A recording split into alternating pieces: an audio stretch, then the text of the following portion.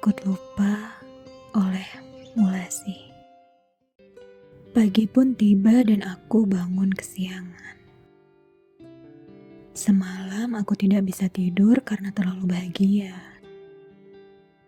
Bukan memikirkan soal pekerjaan, tapi karena berangan-angan bertemu kekasih hati yang kuidam-idamkan.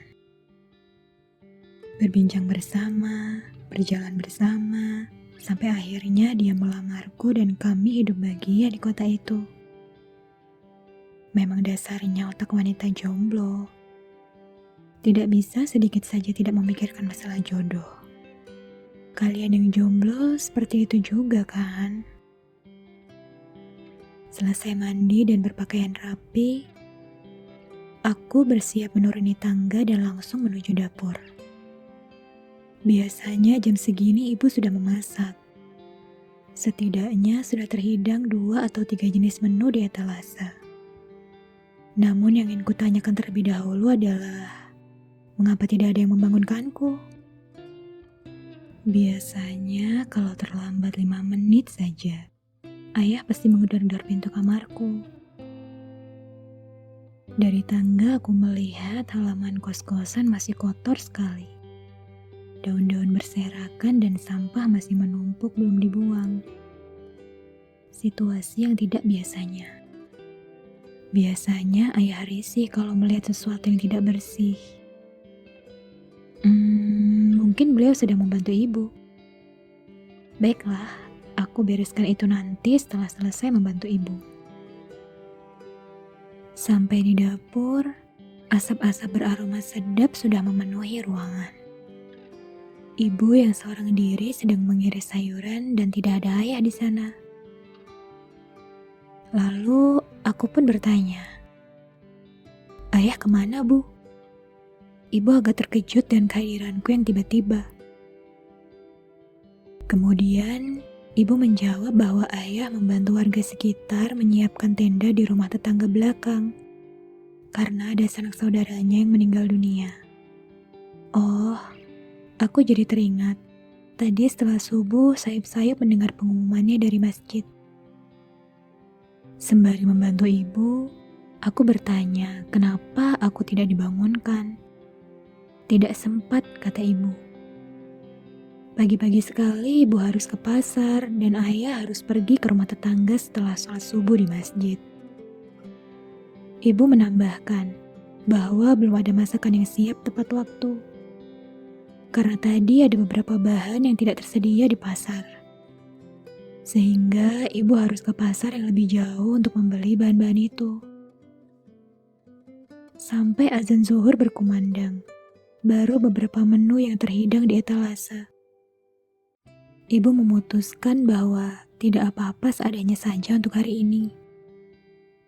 Selama ada sambal dan kerupuk, semua beres. Kami pun tertawa, karena secara tidak langsung itu menyindirku. Selesai urusan dapur dan membersihkan kos-kosan, aku kembali ke kamar. Memulai aktivitas seperti biasanya. Kulirik amplop coklat bertuliskan berkas penting di samping laptop.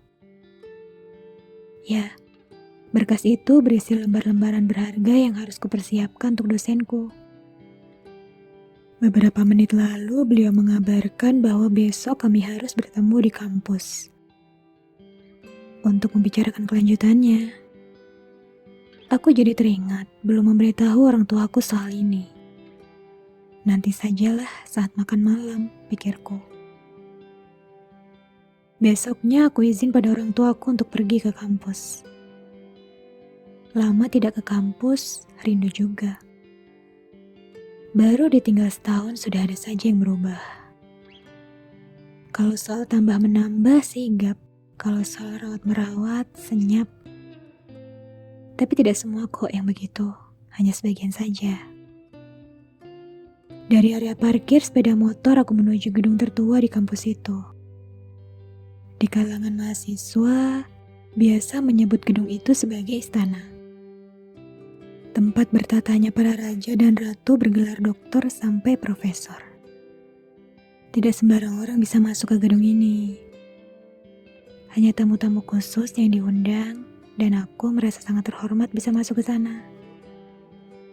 Bagian dalam gedung ini tidak seperti penampakan luarnya yang cukup lawas. Bagian depan terdapat meja resepsionis. Di sebelah kanannya tertata rapi sofa-sofa eksklusif. Dan di sebelah kirinya tersandar rak kaca khusus memamerkan buku dan piagam penghargaan milik para dosen. Bagian depan dan belakang dibatasi dinding bercat coklat dengan lampu-lampu elegannya. Terdapat pintu masuk dan keluar dari kaca yang bisa dibuka oleh tamu khusus yang terdaftar. Setelah masuk, terdapat lorong dengan beberapa pintunya.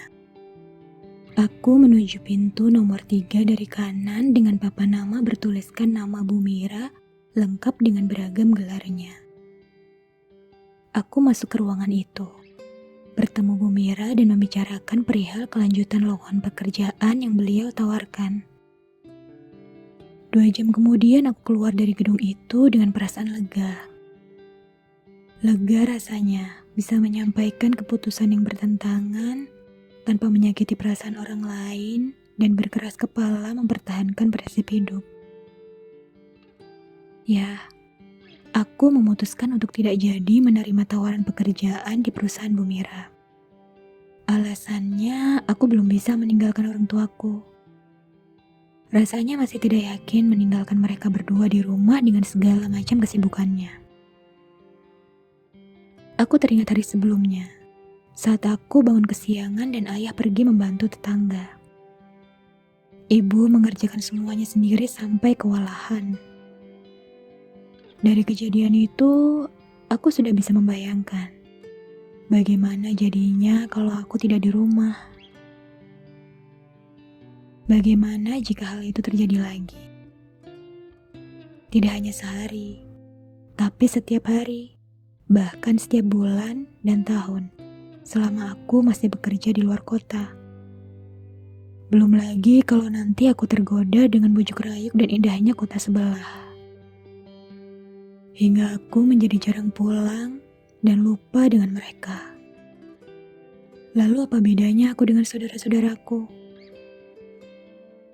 Aku hanya tidak ingin lupa dengan orang tuaku. Tidak ingin lupa dengan pengorbanan mereka selama ini. Terkadang sikap mereka membuatku kesal. Sebenarnya itu karena mereka sayang padaku.